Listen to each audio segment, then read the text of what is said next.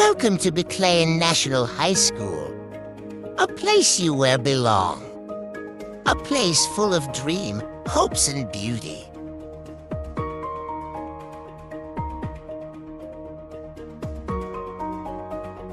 Baclayan National School is place memory.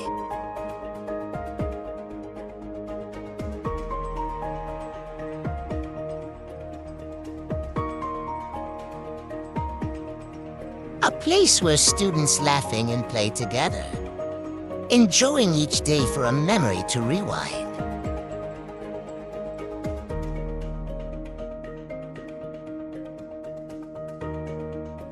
A place where you learn to pray, a place to learn God, a place to learn respect, and a place to learn how to love.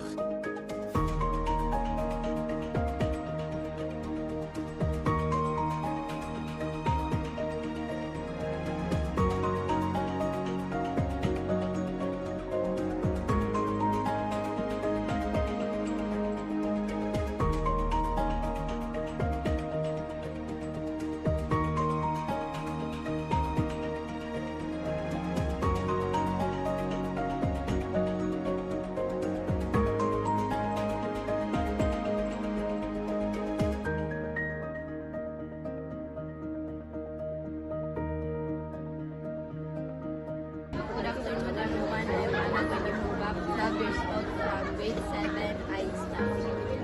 Why you choose Baclayan National High School and what is your first impression in this school? I chose this school because ito na yung pinakatuol na school sa Mumbai and fun po na po mama din. And ang first impression in this school is having a environment is really lindot pero karon nga pila na ka months ning pass like naka-realize ko man nindot man day siya kaayo and grateful ko man ako dito.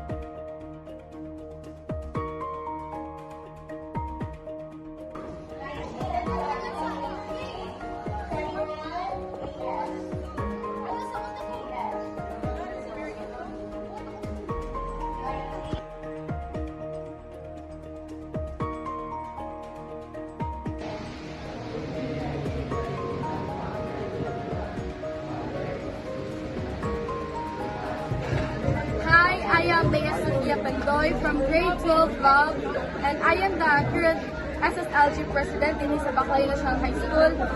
And So, what is your experiences in Baclayan National High School?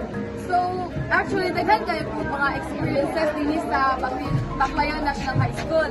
From grade 7, pati ay na ako din nag-eskwela. So, ang ako lang mahatag na experience di ay kay the way of the teachers bitaw educate sa mga students is very inspiring kayo sila, and then nice guys sila strategies. And also another experience that is as a student leader, ang mga student din sa Baclayan National High School is very friendly kayo sila, dali na kayo sila ma-approach. And also as an individual di ay na student naman sa school, diba? So daghan kayo mga memories with my friends, mag-chika-chika nila, and yeah, build friendship too. So grateful ko nga nag-school ako din sa Baclayan National High School kay more memories and more momentous to sa Baclayan National High School. Mauna to, salamat.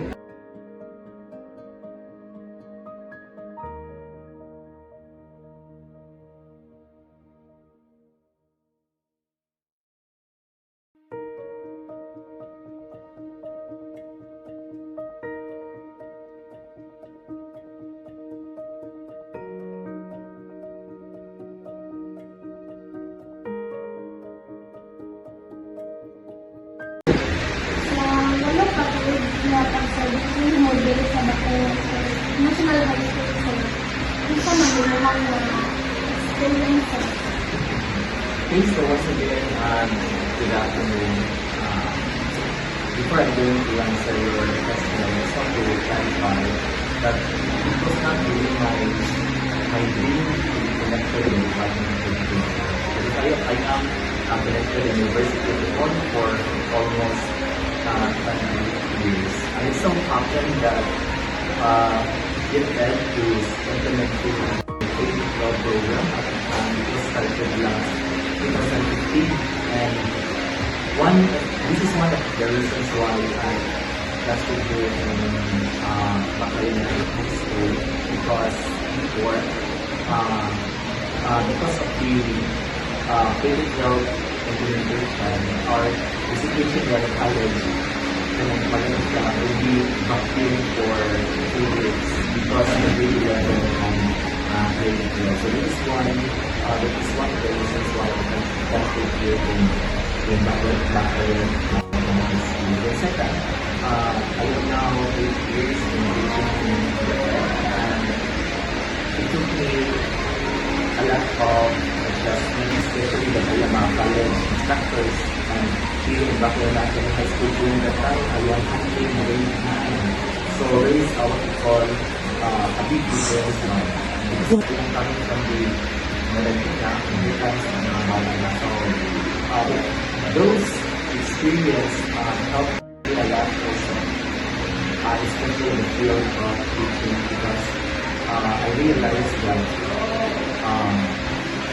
with the diverse of learners, so part of being a teacher is not only focusing on another, but you're also doing, like example, the junior high school. So my experience really helped me a lot, especially in having patience, no? Because our student in college is, they are manageable. And here comes junior high school, this is part of their growing up, a lot of adjustment, emotional, particularly their emotions. And this is also one of the reasons why we have unpleasant behaviors and everything. So, with these experiences, strengthen also my patience. But on the other hand, I don't have any regrets that I am connected in the Department of Education. And I'm also now, I am still connected in the University of Luzon as part-time instructor in the College of Arts and Sciences. And I am also regular